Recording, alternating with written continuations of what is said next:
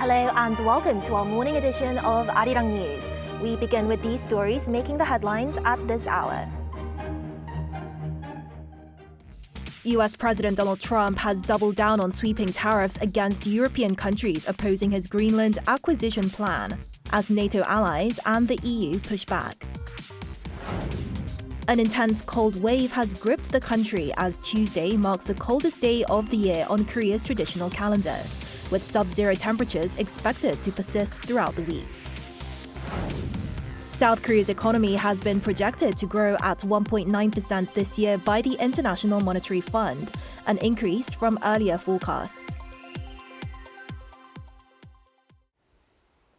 US President Donald Trump has reaffirmed that he will 100% impose tariffs on European countries that oppose the US acquisition of Greenland. Denmark's defense minister has proposed separate plans, apparently to alleviate Trump's security concerns ahead of an EU leaders summit meeting to discuss retaliatory options. Park Jun-an has more.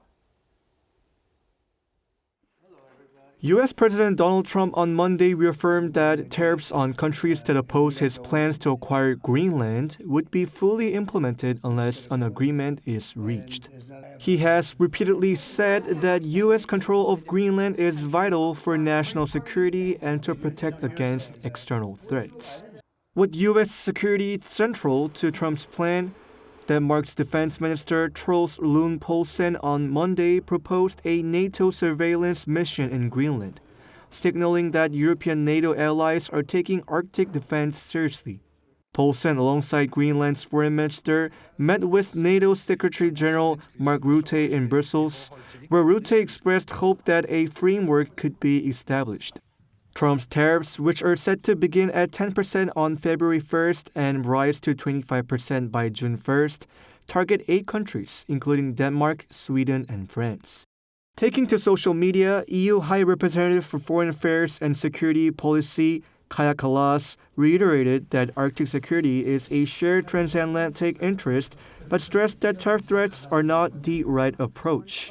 She emphasized that the EU has no interest in picking a fight, but will hold its ground, adding that it has a range of tools to protect its interests. Meanwhile, U.S. Treasury Secretary Scott Bessent at the World Economic Forum in Davos, Switzerland, dismissed European retaliatory tariffs as very unwise. The president is looking at Greenland as a strategic asset for the United States. We are not going to outsource our hemispheric security to anyone else. I think it would be very unwise. So thank you. Right. EU leaders will hold a summit on Thursday where options, including a tariff on U.S. goods worth around $108 billion, will be discussed. Trump will address the WEF on Wednesday as the standoff shows no signs of easing. Park Jun-an, Arirang News. The International Monetary Fund has revised up its forecast for South Korea's economic growth to 1.9% this year. The 0.1 percentage point increase from its October projection reflects expectations of a gradual recovery in the Korean economy. Kim Jun-ong has the details. The International Monetary Fund has once again raised its growth outlook for South Korea, projecting the economy to expand 1.9% this year. In its January World Economic Outlook released Monday, the IMF said the forecast represents a 0.1 percentage point upgrade from October. The forecast exceeds the 1.8% average for advanced economies, reflecting a steady upward adjustment in South Korea's growth outlook. Experts attribute the revision primarily to robust semiconductor performance. While some areas of the economy remain sluggish, semiconductor exports have continued to lead growth. Rapid gains in chip prices are likely to drive a significant portion of this year's expansion of exports, with memory semiconductor prices projected to rise by up to 70%. Global economic growth is projected at 3.3% for both last year and this year, following upward revisions of 0.1 and 0.2 percentage points, respectively. Among major economies, the U.S. is projected to have grown 2.1% last year and grow 2.4% this year, backed by fiscal stimulus and easing monetary conditions. China is seen growing 5% last year and 4.5% this year, aided by government stimulus and easing U.S. tariff pressures. Global inflation is seen on a continued downward path, helped by softer energy prices. The IMF expects global inflation to have eased to 4.1% last year and to 3.8% this year, signaling a gradual deceleration. The IMF warned that the global economy remains vulnerable to downside risks, noting that shortfalls in AI-driven productivity and profit gains could trigger market volatility and spill over into the real economy. Kim Junong, Arirang News. South Korean tech giant Samsung Electronics OLED TVs have earned top ratings by leading U.S. consumer publication Consumer Reports. According to Yonhap News Agency on Tuesday, several Samsung OLED TV models, along with the QLED TV, were named the best televisions in Consumer Reports' latest evaluation. This achievement builds on Samsung's huge success at CES 2026 earlier this month, where its massive 130-inch micro RGB TV was named the winner in the Best of Innovation category.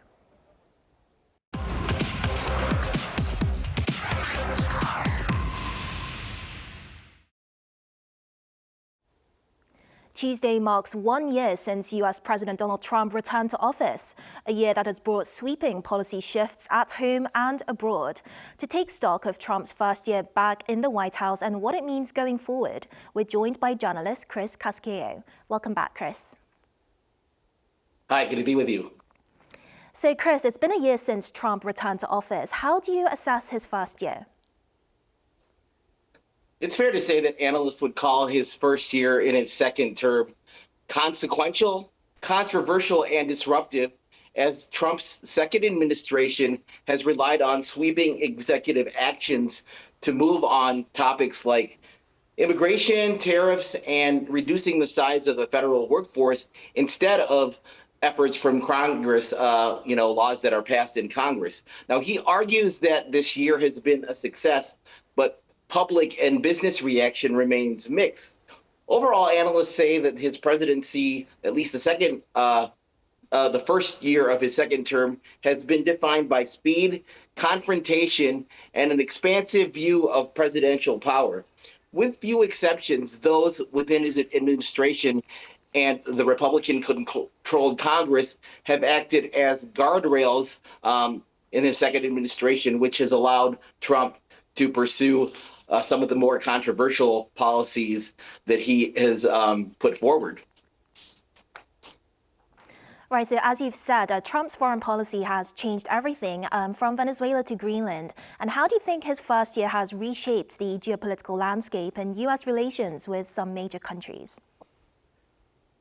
Yeah, Trump's foreign policy has shifted away from the multilateral alliance system that has been the hallmark of the U.S. since World War II into a more unilateral and power-driven approach.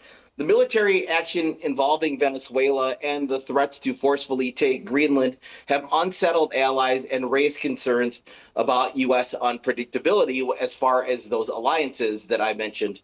Relations with Europe have been strained by tariffs, while tensions with China are high over trade and technology. Now, many countries are reassessing their reliance on the U.S. and diversifying their own partnerships.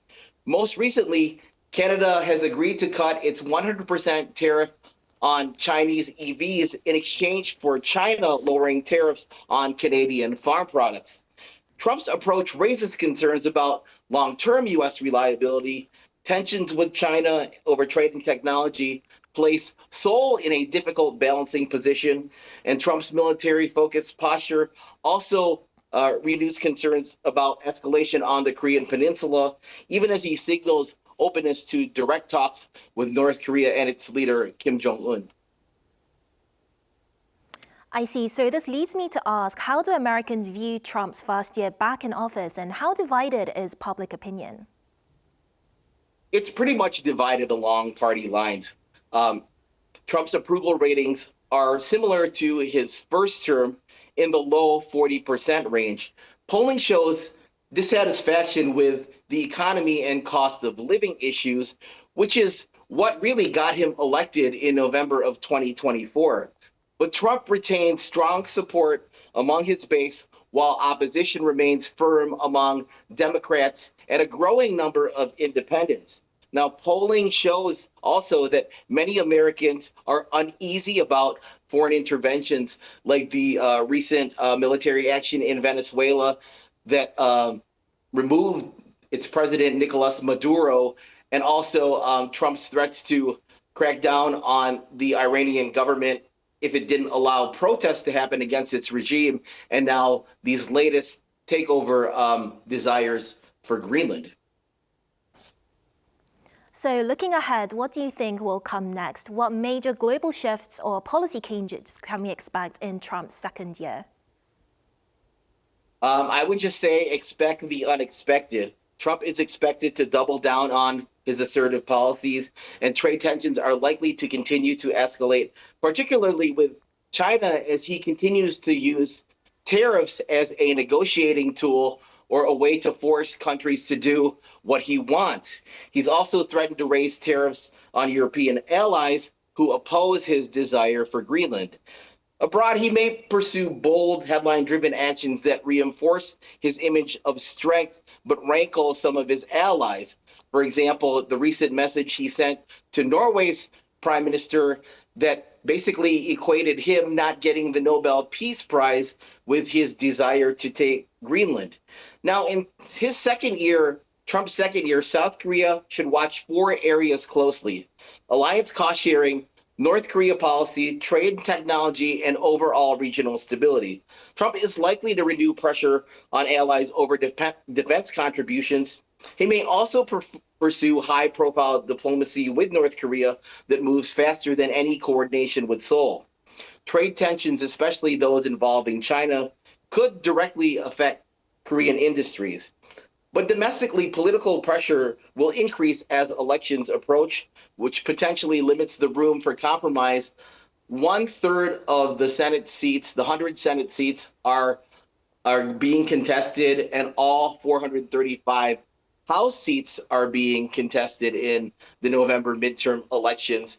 And Trump himself thinks he will be impeached if Democrats win back control of Congress and Republicans lose control of Congress. But more broadly, analysts say that Trump's expansive view of executive powers could have long-term implications for the U.S. government moving forward and global norms and alliances. Okay, Chris, thank you for joining us this morning. We appreciate it as always. Good to be with you.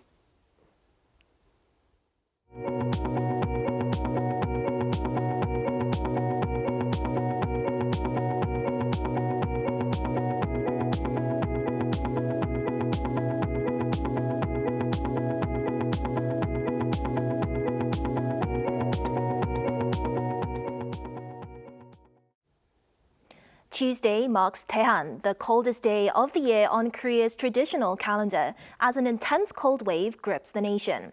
Wind chill temperatures in Seoul are expected to plunge to minus 18 degrees Celsius, with sub-zero conditions forecast to persist throughout the week. Our Lee Seung-jae has more. Tuesday marks Daehan, the coldest day of the year according to Korea's traditional calendar, and is living up to its name as severe cold grips the country. In Seoul, wind chill temperatures are expected to fall as low as minus 18 degrees Celsius. A surge of cold air moving south from the north since Sunday night is driving frigid conditions nationwide. Cold wave advisories have been issued for most parts of the country, with the exception of the East Coast and parts of Jeollanam-do Province, Gyeongsang-nam-do Province, and Jeju Island. A higher-level cold wave warning is in effect for northeastern Gyeonggi-do Province and much of western Gangwon-do Province, where conditions are especially severe. Morning temperatures in central regions are expected to drop below minus 10 degrees Celsius on Tuesday. Southern regions will also see sub-zero readings, ranging from minus 10 to minus 5 degrees. Across the country, morning lows are forecast to range from minus 17 to minus 2 degrees Celsius, while daytime highs will remain cold between minus 4 and 7 degrees. Forecasters say the cold snap will persist through the rest of the week. In Seoul, morning temperatures are expected to remain below minus 10 degrees Celsius through Sunday. 이승재, Arirang News. K-beauty is best known for skincare and cosmetics, but a new trend is putting the focus on scalp care. From head spas to specialized treatments, foreign tourists are increasingly visiting Korea to experience professional scalp care services. Our Jung Hae-rim tells us more. At a hair and beauty salon in Seoul's Myeongdong district, foreign customers receive scalp care services. One customer sits in a chair as a specialist examines her scalp with a micro camera. Close-up shots reveal clogged pores, oil buildup, redness, and even flakes. The customer says she's seeing these for the first time. Step by step, the salon treats her scalp. From deep cleansing, exfoliation, massages, and even a waterfall-like shampoo machine, the process is meticulous. After the session, the specialist once again scans the customer's head with the camera, which shows a visibly healthier scalp. It was really amazing, and I think clean scalp made it really special because you can see the result at the end of the treatment that you had a dead skin before, and after you don't have it, and you can feel refreshed. Clinics like this say foreign customers have surged in recent years. Many customers decide to try a scalp spa as soon as they start planning their trip to Korea. Some even book their appointments 1 or 2 months in advance. Scrolling through TikTok or Instagram, videos of Korean scalp treatments are going viral and are fueling curiosity. Hair salon managers say this was driven by Korean specialties. Foreign customers really appreciate how thorough the treatments are in Korea, especially the hands-on techniques. Unlike many places abroad, scalp diagnosis and consultation are included in one session. According to data from Korea Trip, a Korean travel platform for foreign visitors, spending on case scalp care services from January to November rose 219% year-on-year in 2025. The boom is being led by visitors from Western countries, who account for 58% of total bookings. I was just thinking when I was getting the treatment done, I need to text my friends to look into doing something like this, because I feel like in the United States we don't have as much information about taking care of your scalp and hair. What was once considered as a niche beauty service is becoming a must-try experience for foreign visitors to Korea. As K-beauty continues to evolve, scalp care is emerging as Korea's next global export. Jung Hae-rim, Arirang News. Korean traditional martial art Taekwondo is moving toward a possible joint South and North Korea inscription on UNESCO's Intangible Cultural Heritage List. According to the Korea Heritage Service, plans are underway to submit a joint application to UNESCO in March.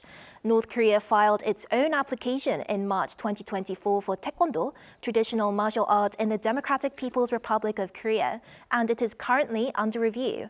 A successful joint inscription would mark the second time that the two Koreas have jointly registered an item on UNESCO's Intangible Cultural Heritage List following Shirim, traditional Korean wrestling, which was recognized in 2018.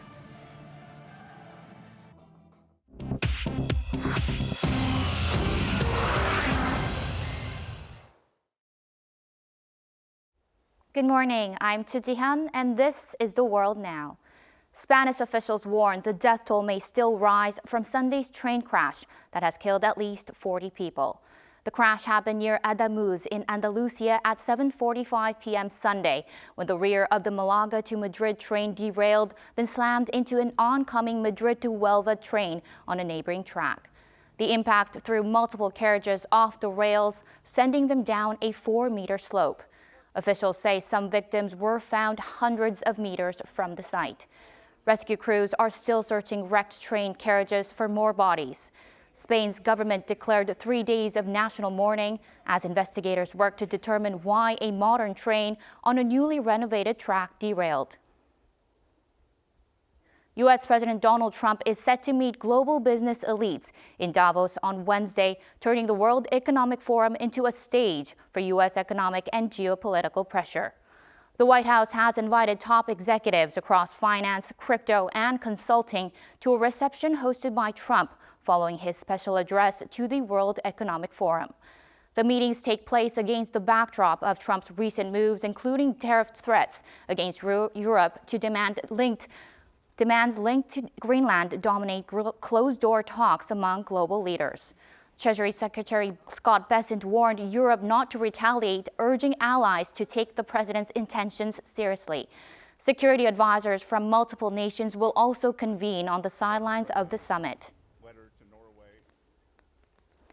Russia launched a large-scale overnight drone assault on Ukraine's energy system, cutting electricity to 5 regions amid freezing temperatures.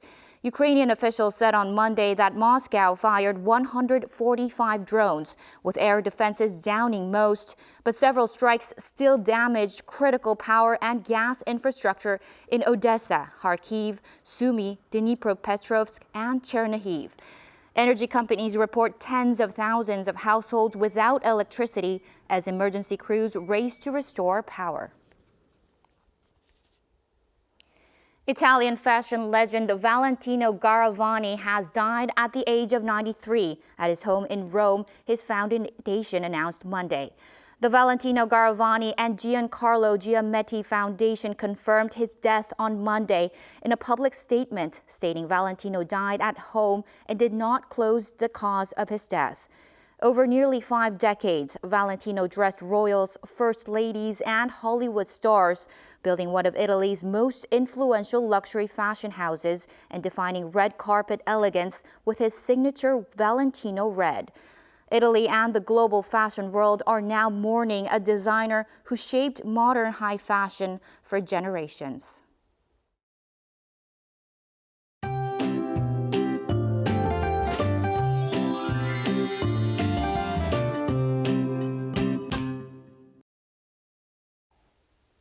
It's Daehan today, which means great cold on the traditional seasonal calendar, and we need to brace for a full-scale cold wave. The strongest cold spell of the season is here, with cold wave alerts being in place across much of Korea, and strong wind is dragging down the feels-like temperatures by about 5 degrees. And this intense cold wave is set to persist through the weekend with no relief in the forecast.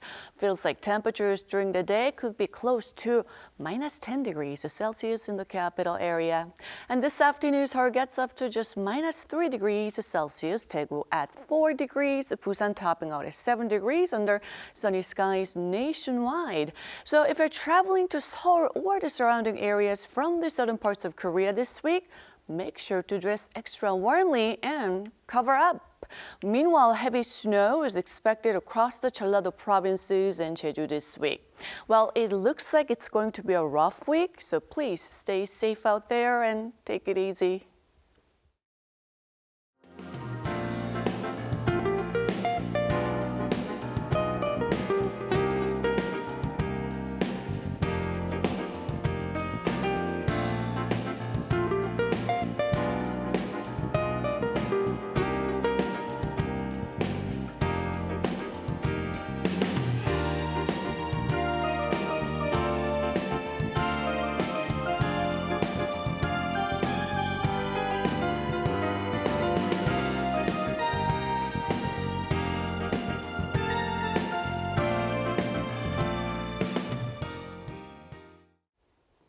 That's all we have for this morning. Arirang News will be back at noon Korea time. Thank you for watching.